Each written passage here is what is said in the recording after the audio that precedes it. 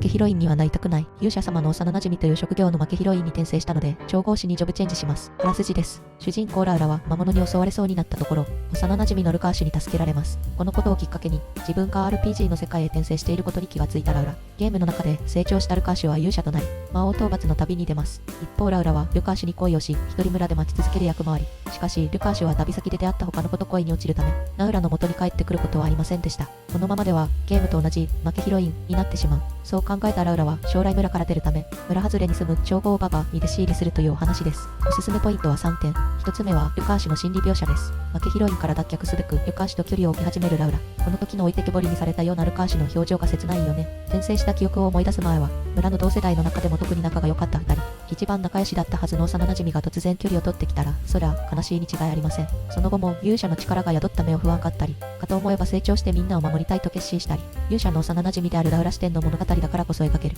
勇者の素顔が見えます。物語の中では記号的になりがちな勇者ですが、本作ではキャラクターの心理描写を丁寧に描いているところが魅力的です。2つ目のおすすめポイントはラウラの才能です。その後成長し、ルカーシュよりも一足早く村を出たラウラは、王族調合師の見習いになります。転生者の特権なのか、調合師としての才能があったラウラ、その才能を見込まれて、見習いからすぐに昇格したり、力を貸してほしいと頼まれたりします。アルノルトはゲームのパーティー仲間だった少女の兄で、妹の病を治す治療法を探していたんよね。この治療法を探すというエピソードが本作の中心になっていきます。最後3つ目のおすすめポイントは三角関係の要素です。ラウラ、ルカーシュ、アルノルト。この3人の関係が読んでいて気になります。転生したことを思い出して以来、ルカーシュと距離を置いてきたラウラでしたが、中学生くらいの年齢になっても2人は仲良しです。もちろん恋人ではないものの、ハグをしたりは当たり前の関係でした。一方、調合師の先輩であるアルノルトは、ツンツンしたキャラではあるものの、調合師としてのラウラの腕を誰よりも認めている人です。一体ラウラはどちらと結ばれるのか。実は漫画版は原作の途中で完結したため、この答えは出ていません。ただ、原作小説では答えが提示されているため、